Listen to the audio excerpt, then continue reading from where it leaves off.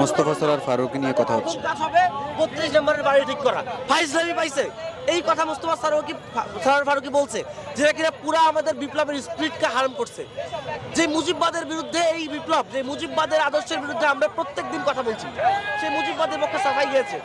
এবং দীর্ঘদিন থেকে এই মোস্তফা সরোয়ার ফারুকী রাজনৈতিকভাবে শেখ হাসিনাকে তৈরি করতে, স্বৈরাচার হয়ে উঠতে সফট পাওয়ার হিসেবে হেল্প করছে।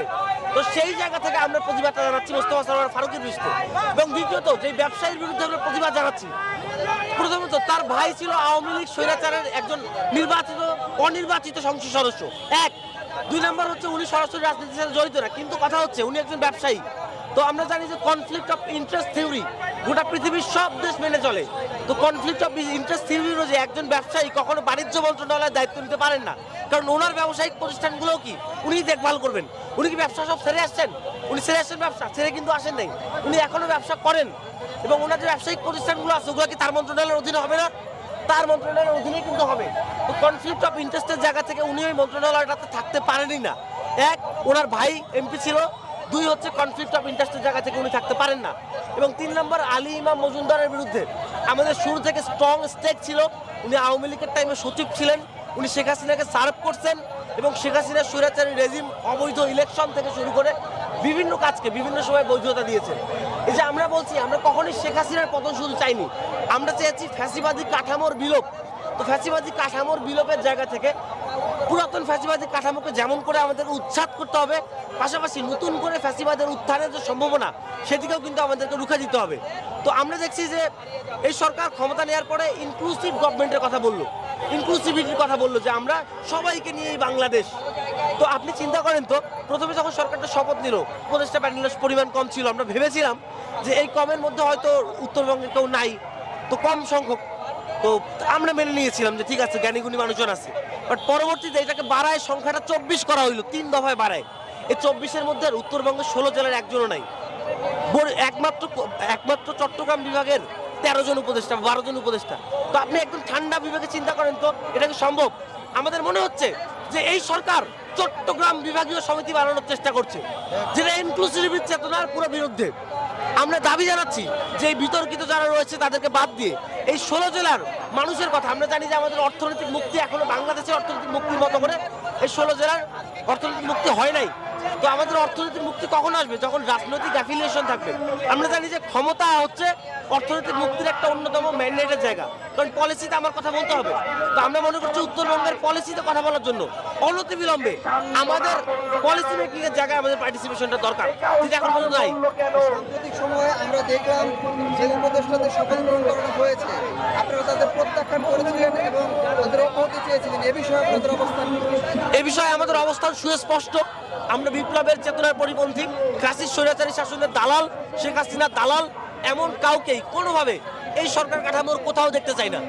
এবং তারা যে হত্যাকাণ্ডগুলো চালিয়েছে, তারা যে আপনি সফট পাওয়ার হার্ড পাওয়ার হিসেবে কাজ করছে, এগুলোর বিচার এই বাংলার মাটিতে হতে হবে। আপনি একটু খেয়াল করে দেখেন, মোস্তফা সরোয়ার ফারুকীর ওয়াইফ, সেও আমাদের অপচয়ের মুজিব সিনেমায় কাজ করে 1 টাকার ফ্লট বাগিয়ে নিয়েছিল, তার হাজবেন্ড হয় উপদেষ্টা। আর আরিফিন শুভর ফ্লট বাজেয়াপ্ত করা হয়, তার নামে মামলা করার কথা বলা হয়, বিচারের কথা বলা হয়। এখন তো একজনটাকে আমরা পুরস্কৃত করছি, আরেকজনটাকে আমি তিরস্কৃত করছি, এটা কেন? তাহলে এটাও তো একটা বৈষম্য। এখন প্রশ্ন হচ্ছে কি ভাই, মোস্তফা সরোয়ার ফারুকীকে যারা উপদেষ্টা মণ্ডলীতে নিচ্ছে তাদের একটা তর্ক আছে। তাদের বক্তব্য হচ্ছে মোস্তফা সরোয়ারের শেষ মুহূর্তে যখন শেখ হাসিনা পালিয়ে যায় এবং বলা হয় যে শেখ হাসিনার পদত্যাগপত্র নেই, তখন সে বলেছিল যে ছাত্র জনতার মৃত্যুর কফিনই হচ্ছে তার পদত্যাগপত্র। সেই সুবাদে মোস্তফা সরোয়ার ফারুকীর প্রতি ছাত্র জনতার একটা সফট কর্নার তৈরি হয়েছে বলে একটা তর্ক আছে। এই ব্যাপারে আপনাদের বক্তব্য কি? আচ্ছা, ফেসবুকে একটি স্ট্যাটাস দেওয়ার মাধ্যমে যদি একটা বিপ্লবী সরকারের উপদেষ্টা হওয়া যায়, তাহলে এর থেকে হাস্যকর কথা আসলে আর কিছুই হতে পারে না। ফেসবুকে স্ট্যাটাস, আমার তো মনে হয় শেখ রেহানাকে ধরে এনে এই সরকারের উপদেষ্টা বানানো যেতে পারে, কারণ উনি কিছুই বলে নাই এবং উনি উল্টা শেখ হাসিনাকে নিয়ে চলে গেছে, সংঘাত কমিয়েছে, হত্যাকাণ্ড। তাহলে আমিও বলতে পারি যে আপনারা শেখ রেহানা আপাকে ডেকে এই সরকারের উপদেষ্টা বানান, কারণ শেখ হাসিনাকে সেভ এক্সিট করে সুন্দর করে উনি নিয়ে চলে গেছে। উনি বিপ্লবের বিরুদ্ধে কোনোদিন মিডিয়াতে বক্তব্য দেন নাই, কিচ্ছু করেন নাই, উল্টা আমাদের কিছু প্রাণহানি কমিয়েছেন, ঠিক আছে।